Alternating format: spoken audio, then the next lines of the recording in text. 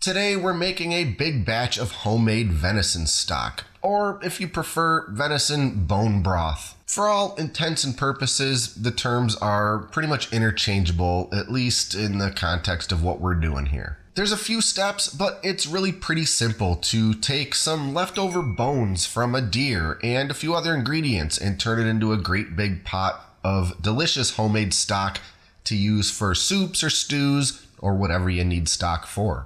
So no long introduction today, we're going to get right into it. Here's the venison I'm going to be using to make my stock today. What I've got here is 7 deer shanks, 3 rear shanks, and 2 front shanks. And if you've watched my other venison videos, you know I'm a big fan of slow braising shanks to make the most succulent and tender deer meat you've ever seen. But on this particular day, I'm using these particular shanks to make stock. Well, to be more specific, I'm going to use the bones from these shanks to make stock. I don't need all of the meat that's on them for my stock, so the first thing I'll do is slice away most of it. Later on, I'll trim and clean up these meat pieces and use them for something else. Today, I mainly need the bones. Some bits of meat will be left on the bones, and that's just fine. Ideal even. And when I'm done, I'll have 7 big ol' shank bones. This batch of stock calls for about 4 to 5 pounds of bones, and this puts me right in that zone. Next, I need to make these bones a bit shorter. They'll fit in my stock pot much better if I cut each one in half. The easiest way I've found to do this is to first cut about 1/3 of the way through with my bone saw, and then using my very heavy meat cleaver, I'll give the other side of that bone a good whack directly opposite where I sawed. Sure, I could just saw all the way through, but these slippery bones are sort of a pain to saw, and this way is much faster. And yes, an electric sawzall or similar would be faster yet, but I hate cleaning bits of raw deer out of every nook and cranny of my sawzall, so I usually don't use it for my venison processing. Anyway, once I've got a nice pile of halved shank bones, we can finally move on to the roasting step.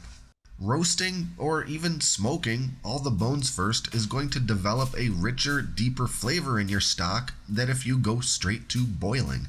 So I'll lay out all these bones on a foil-lined baking sheet and then lightly rub each one down with some vegetable oil. You could use olive oil, but a higher smoke point oil, like vegetable or canola, is going to be ideal for this. Then I'm throwing the whole thing in the oven. I'll roast at 400 degrees Fahrenheit for 1 hour. After which, these bones are looking great and they are ready for the pot. So I'll load them up into one of my largest stock pots, and now we can get the other ingredients ready. A good stock incorporates some vegetables and herbs. What you use exactly is up to you. Sometimes it's just a great way to clear expiring produce from the fridge. I do like to keep it pretty basic. First, 4 nice sized carrots. No need to peel them. I'll just roughly chop each one into about 4 pieces. Next, some celery. About 5 ribs seems good.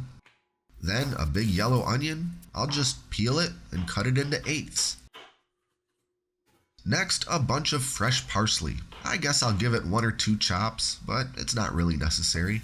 This one is pretty optional, but I have a couple leeks here that will contribute some nice flavor. I won't use the tough, dark green parts, just the lighter green parts like you normally would with a leek. I'll just cut those in half, and as is always recommended with leeks, I'll fan out those layers and run them under the faucet to rinse out any dirt that sometimes gets trapped in there. And some garlic is always a good idea. I'll smash and peel 6 or 7 cloves. Some people don't even bother peeling the garlic for stock, but I just don't like the sight of those papery skins floating around in there. Lastly, a couple bay leaves and 10 to 15 whole black peppercorns. Now all of those vegetables and herbs are going into the big pot with those roasted bones, along with a bunch of fresh water. Basically enough water to cover everything in the pot by about 3 inches.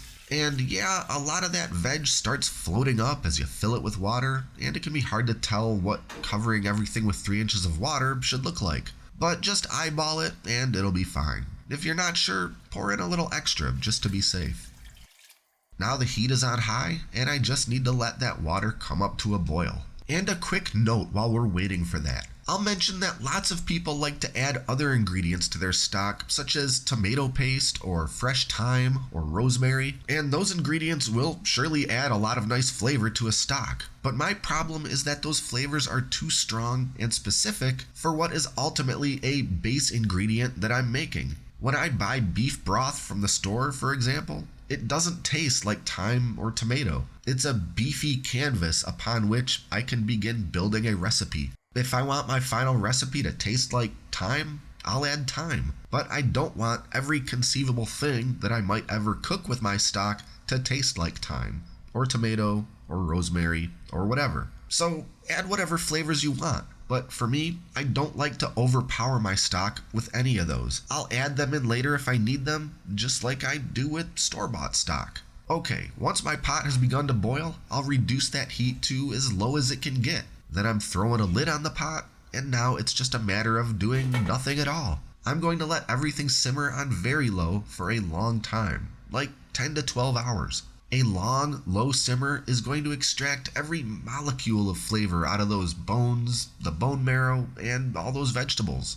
Every couple hours, I will give it a quick stir, mostly just for good measure, and I'll check the water level to make sure it's still looking good. A little bit of steam is constantly escaping through the vent hole in the lid, and over time, that can lower the water level a noticeable amount. It's looking pretty good here, so I did not end up adding any more water. Also, if you notice any foamy scum floating to the top, go ahead and skim that off with a spoon. I wanted to show that step in this video, but this batch of stock was incredibly clean and I didn't see any foam or scum float up during this entire cook.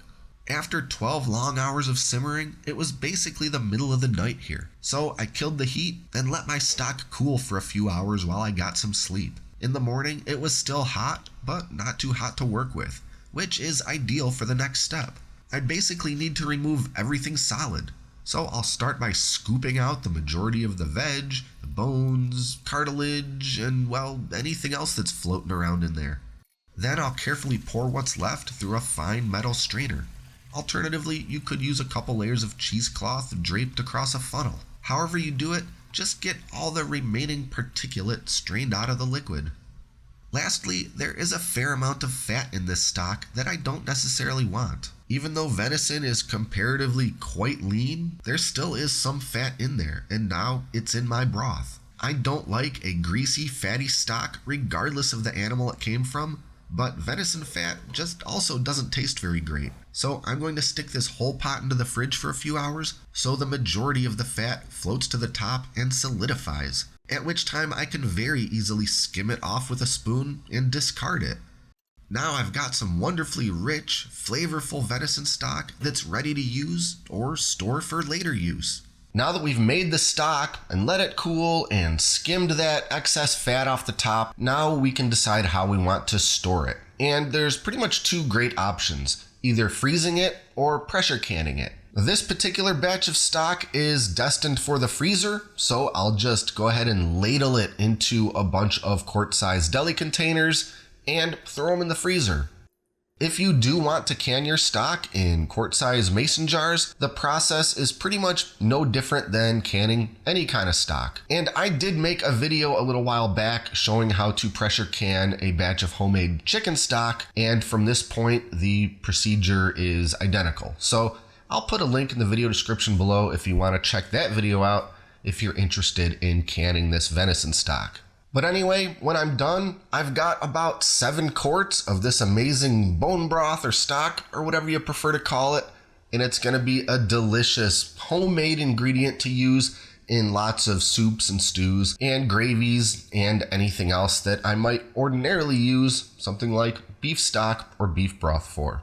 Be sure to like and subscribe and stay up to date with all our latest stuff, including future wild game cooking and food preservation videos. And consider supporting us on Patreon at patreon.com/Great Lakes Country. Thanks for watching, and until next time, I'm John, and this is Great Lakes Country.